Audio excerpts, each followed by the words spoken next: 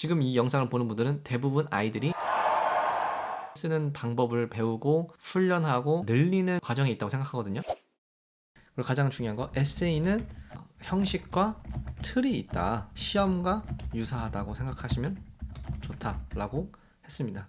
보통 영어를 할 때 원서 읽으면 좋다, 유튜브 보면 좋다, 책 읽으면 좋다, 원서죠.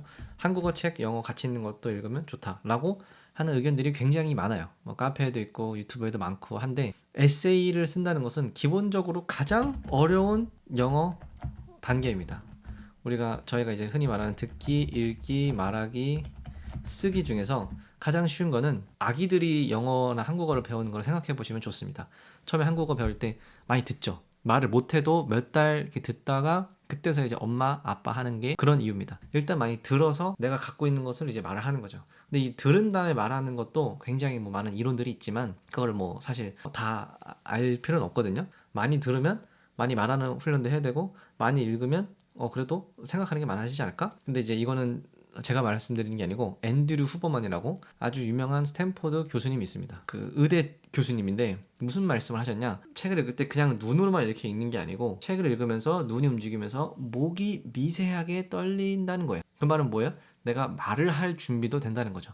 그래서 책을 많이 읽으면 말빨이 세다 이런 게 괜히 나온 게 아니고, 책을 많이 읽으면 머리에 든 것만 많은 게 아니고 말하는 훈련도 자연스럽게 된 거죠. 듣기도 하고 읽기도 하면 말하는 것도 자연스럽게 좀 늘어날 수 있다. 그러니까 책 읽는 게 단순히 그냥 뭐 단어만 배우는 게 아니고 말하는 거에도 연습이 된다. 그럼 에세이는 근데 쓰기잖아요. 쓰기랑 말하기는 듣기랑 읽기랑 좀 다릅니다.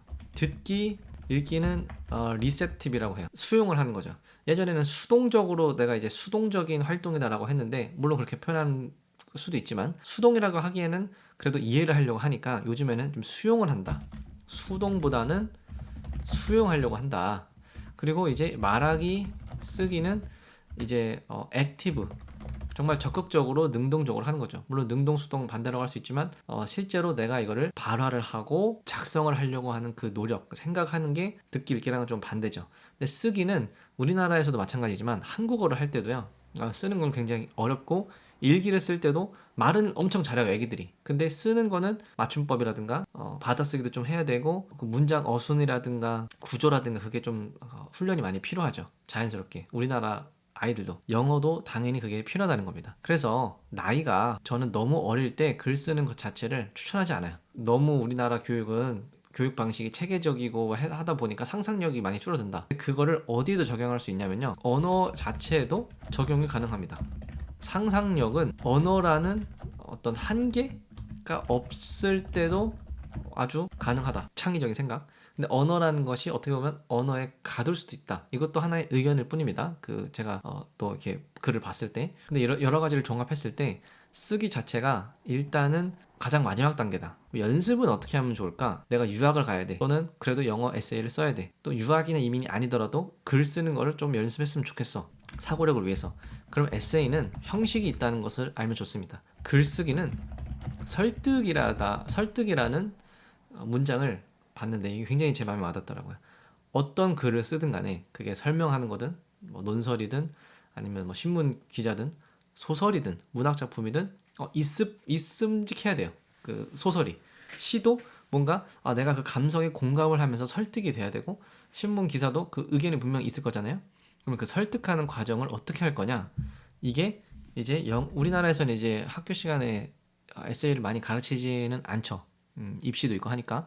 근데 외국에서는, 특히 국제학교 같은 데서는 글쓰기를 많이 가르치고, 해외에서는 글 쓰는 게 에세이가 굉장히 보편화되어 있습니다. 우리가 초, 중, 고, 만약에 유학을 생각하고 있거나 유학이 아니더라도 국제학교를 생각하고 있거나 그게 아니더라도 글쓰기를 해야 준비하면 좋을 것 같다. 그러면 5 paragraph 에세이라고 해서 아주 기본적인 서론, 본론 1, 본론 2, 본론 3, 결론, 이걸 5 paragraph 에세이라고 합니다. 우리나라에서는 보통 문학 시간에 기승전결을 배우죠.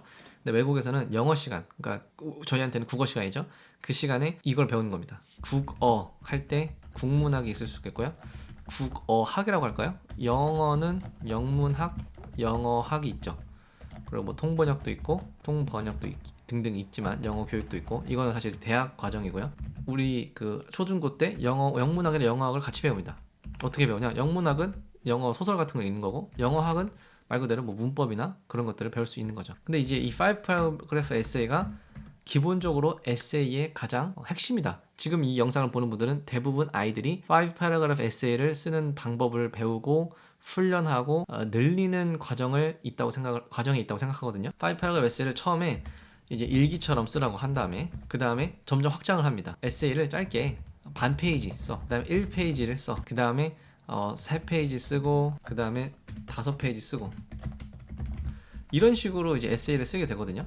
그러면 어떻게 되냐면 학생들이 보통 서론 그다음에 이제 저희가 일반적으로 생각했을 때 서론은 뭐 한 대략 20% 그리고 본론 1 내달라고 일단 해볼게요. 이런 분량 또는 퍼센티지 구조를 갖고 이제 두 가지를 보시면 되겠습니다. 자, 에세이 연습은 어떻게 하면 좋냐면 1번 그 글에 이게 봤을 때